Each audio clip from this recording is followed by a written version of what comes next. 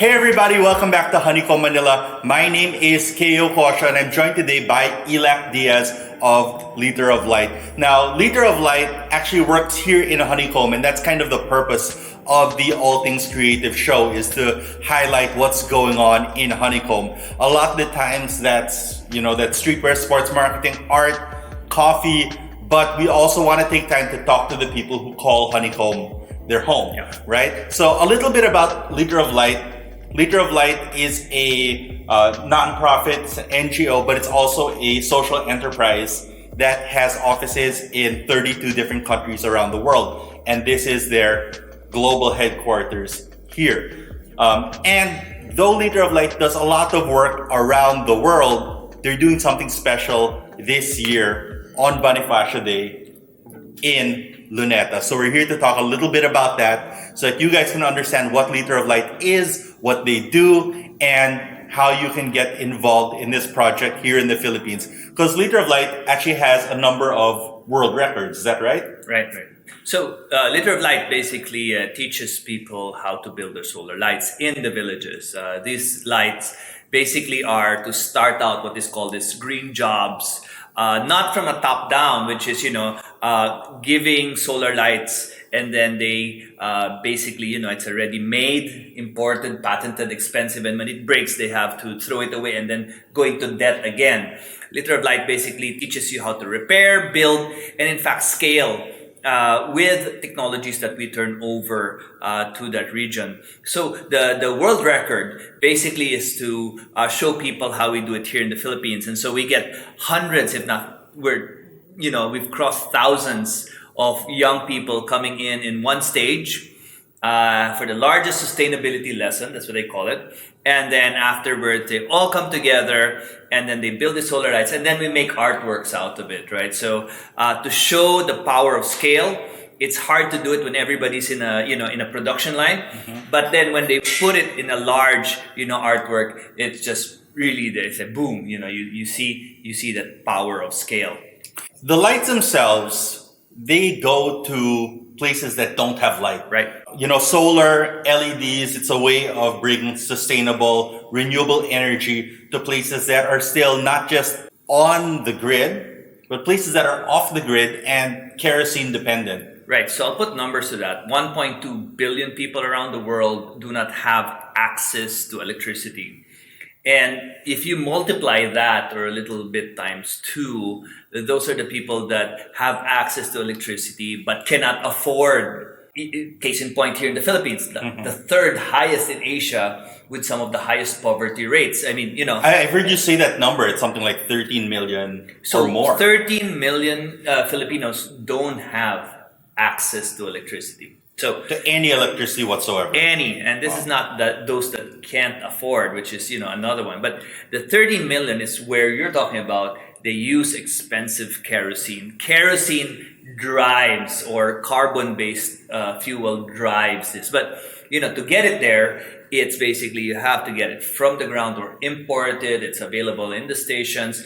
But for them, they have to go down the villages, across maybe channels to get constant. So take a boat. Well, not only 35% of their village income or their income, right? But even just the human expense of spending time to keep that way of providing carbon fuels. And now with solar, it's one of the cheapest in the world.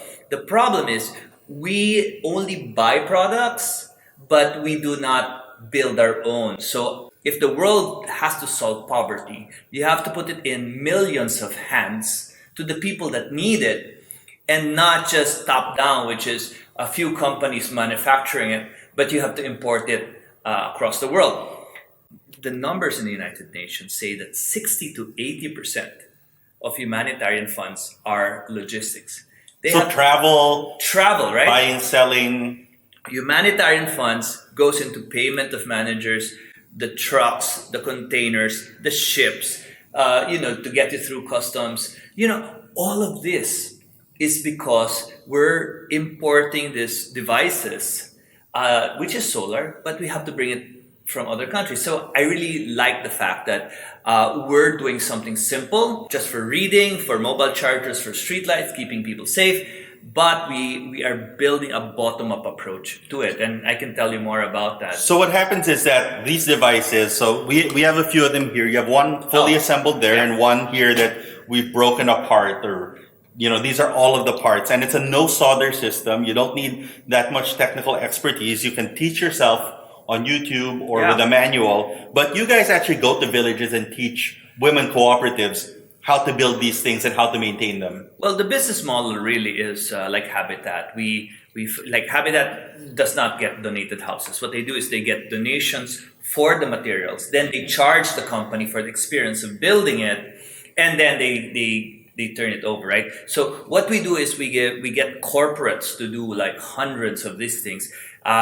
We do about 1 million people impacted a year. So that's about 600,000 courses a year all around the world. This is another thing post-COVID because they don't allow us in. But what happens is we teach them how to do it. Then we give that stock, let's say 100, to a woman cooperative. And that women cooperative starts renting it out. So we basically start out this kind of solar entrepreneurship without a heavy cost. Now, it's interesting because if there's anything that goes wrong, they must repair it there, right? They have to be able to do it. And then they have customers, right? And these customers are demanding as well. Not in the same way that they're demanding in the city, but, social capital is really important there. Hey, when you say customers, you mean the people who also live in those villages. Right. So they exchange their kerosene lamp for 5 pesos a day, operating expense or more. And what happens is now they have a solar light, which they can rent out for 20, 30 pesos a week and charge as many times as you can. So and it'll last for how long? Oh, that lasts for 5 years. Okay. But the battery, you can go to, let's say you're in Sagada, you can go to Baguio and you can get a 18650 or more commonly the vape batteries. And that's this thing. And that's it. And then if your LED breaks, that's a motorcycle LED. So you can basically get the LED from one of the most common vehicles around the country. So yeah, I think the numbers for motorcycles, that you have something like 2 to 3 motorcycles per 4-wheeled vehicle. Yeah, in the country. it's 12 volts. It works off the same thing. But the nice and thing then this is the leaker. This is the recycled plastic bottle. Yeah, that so goes into the cap. The big problem before was glass injection. I mean, where do you get glass injectors, right, to be able to scale something on a village level? But plastic bottles, especially the ones that have soft drinks or you can cut that and it just basically change that over. So that's widely available. It just needs to align to this PVC section. That size is one of the most common. And that's why you chose to use it. The PVC is also crushed. So bottle caps, we gather bottle caps or even the supplier. We ask them to take crushed bottle caps and make it into PVC. We use that because a lot of the agricultural areas, like say in Banawe, they actually go out at night to be able to tend to their farms. This is when the trees release the water into the Banawe rice terraces, so they have to regulate. So they do that at night because during the day it's dry. So you basically see like fireflies with liter of light, but it has to be waterproof. They drop it. Yeah. We have coffee farmers that use it for other means, but even we have one that is for fishermen that blinks so they don't get run over by ships. So it goes on the boat because they don't have light in the boats, and you can't light a kerosene light on a boat for that for overnight, right? Yeah, you might burn the boat down and sink, right? Well, also because it's just expensive. So now with overfishing, the fishermen have to go farther into the sea, and that's where this clash between big boats and the small fishermen that have run out of fishes next to the shore is all about. So we have a lot of stories about that. So anyway, the point is you could build with simple radio parts anywhere that you can get anywhere in the major cities. PVC pipes, you can use bamboo. The technology is to harvest the sun, store it, and at the same time use it for electricity to offset that 30% that and they're spending on a village level. And that will come out like having ideas, but also private entrepreneurs will start doing it in a bigger scale, and it starts a localized solar industry. All right. So at this point, it's COVID pandemic, and these rooms that you guys used to fill, these hotel rooms of 500,000 corporate employees, right, with big corporations building these lights, like 2 to 3 times a year. We were doing well. We were really doing well, expanding. And half a year you haven't been able to do it. We just opened up Nigeria. We opened up, Argentina, Colombia. I mean, it was really doing well. We were saying finally a Filipino social enterprise that finally has offices around the world, because that was the dream, right? To actually show that Filipino NGOs can go global, but sustainably and with the staff, and not just being a basket case of receiving charity all the time, but being able to give not just a product but an idea that can offset poverty. The case study is here, but that's a problem that is global. It is everywhere, and in a time of a pandemic has not gone away. It's gotten worse. Worse. I mean, the two things that the Philippines are known for is you can go anywhere around the world and they're asking money for poverty, for charity. With all that, so for so many years, you don't have that other narrative where the Philippines is giving back. It's like, hey, it's not our role in the world to give back in a global sense, right? But we have so much to give, because like you actually see now in the pandemic, right? A huge chunk of frontliners are giving back to the world. Like, you can't find a hospital anywhere that isn't staffed with Filipinos. 20% or up to 1/4 of New York frontliners are Filipinos. Wow. 20% of the global, this is an estimate, are Filipinos. Usually nurses are, not taken for granted in a way in another world before pandemic.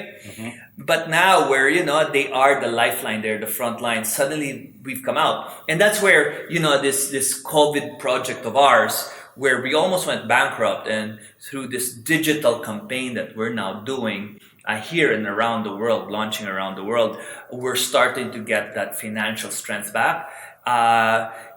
For many years, Filipino NGOs, we could not grow out of the bodega, the side room, because we were always waiting for charity. So we were always small, few people, but then social enterprise came in where you could sell your nonprofit services and still help the group and still get to pay for rent and expansion. And that's a big difference between a social enterprise and a straight out charity. Right. Social enterprise is designed from the start to have its own sustainability built in to the business. That's groundbreaking, because it's like, SM, you started out with a small stall or bring it around. I mean, like us, we pedaled from company to company to now being in Honeycomb, but also our operations is very streamlined. That way, our offices around the world are 1 to 2 offices, but that's 220 employees. But what's interesting is that comes from the Philippines. From PayPal, with the donation, we get $5,000 and then we open another office. It's not easy coming from the Philippines and doing that, but yes, it's what changed our role from handout into basically a beneficiary to being a benefactor. So when we go there, they expect the people from the Philippines to actually light up the refugee camps. It's quite different from when I first started, when they actually thought that I was like the secretary or no, I said no, I'm the founder, and you invented all of this. So you're working for me. Like when in the camps, they thought that I was, somebody to work for somebody, the head, but actually I was the one that hired them, and they could not picture it. They could not imagine us taking a senior role. And that's not to say that we always do. I'm just saying it's about time that they see the great contribution to humanity by Filipinos and recognizing that we can also take the lead in it. So speaking about tributes, on Bonifacio Day in Luneta, you guys are doing a artwork of Andres Bonifacio. Yes. Right? At Luneta in the city of Manila. You're working hand in hand with the city of Manila and the IATF to make sure that it's all done safely, and it will be the world's largest solar artwork. Yeah. And it will be a picture of Bonifacio in tribute to the frontliners. So Bonifacio was the first frontliner. I mean, I love Bonifacio. I mean, it's just the great stories for me. Now, I want to pay tribute because right now, a lot of people are talking about the Filipinos, but they're talking about us like, how do you call it? A label, frontliners. What I'd like to do is to tell our story, not them to tell the story. Yes, tell the story, but it is our duty to be able to say Filipinos, individuals. So each light will have a name. The first 250 frontliners. Many have died. Many are still serving. Some with COVID. The first 250 would like to give tribute. There's many more out there, but we would like to give it a name, right? So it's going into the holidays, ending 2020 by honoring these people who have died, who have died and given, right, globally. And brand and say Filipinos are a large working force on the front lines. Right now, you just get it on Facebook. People dying here, people getting sick here. Medical frontliners that infected their families or have to be isolated from their families.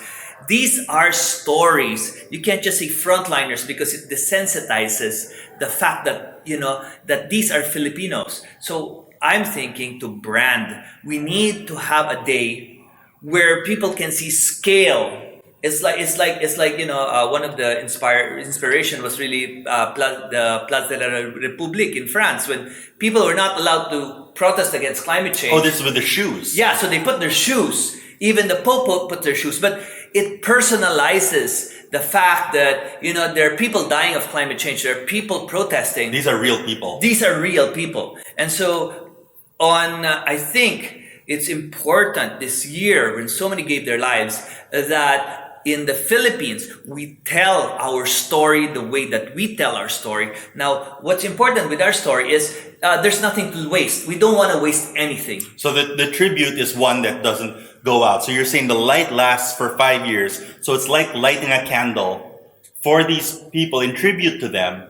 But it's a candle that doesn't go out for 5 years, and it will go and can fix it, right? to your countrymen who need it, right? So, farmers you Filipinos are the light in these dark times, and that light, it's not like we can have like another rock concert. You cannot do anything that you can waste anything. So after we do that, we will give the light.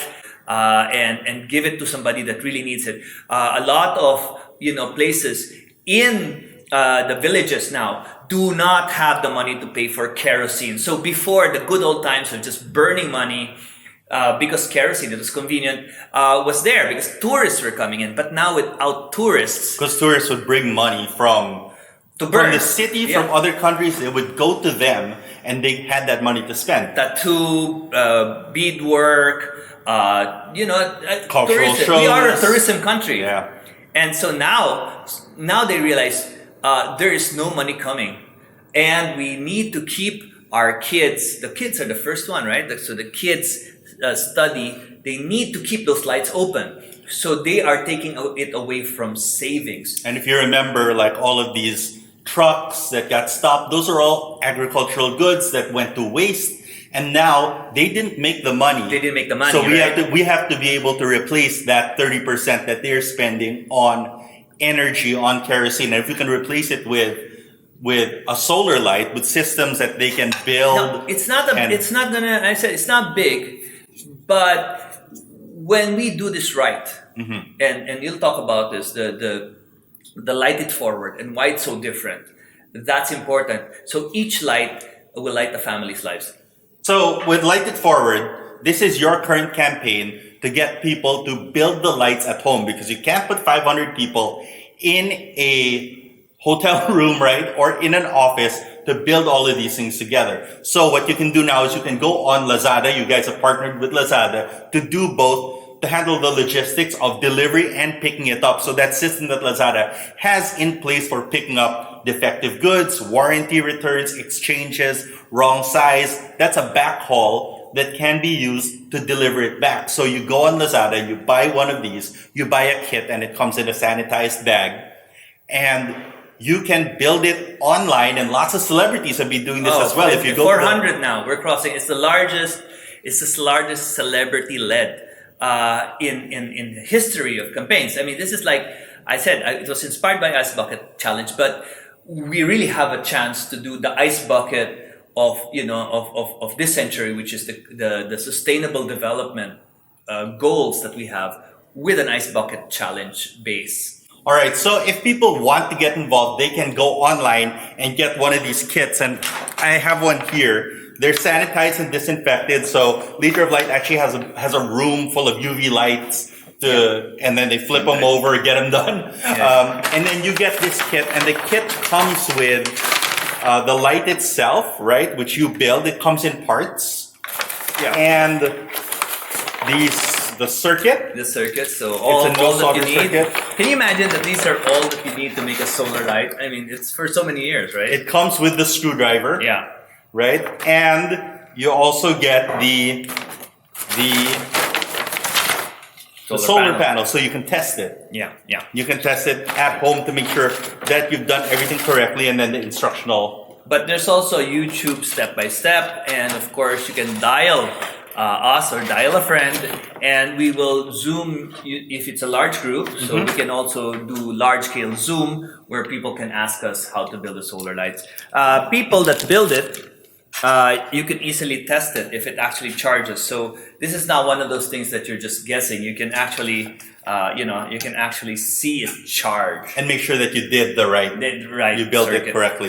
This is the easiest way to build solar lights. I mean, can you imagine where before many people thought that it was so complex that you needed like factories and lasers. They do it, which is they make circuits. They etch it, right? Yep. But there's no way for people to find out what it is, and there's no way for people to repair it. That's a big problem. Because the business model is for you to break it, and there's no way for you to know how to fix it, right? And if you guys know your history, this is going back 150 years of electricity and how light bulbs were designed to break.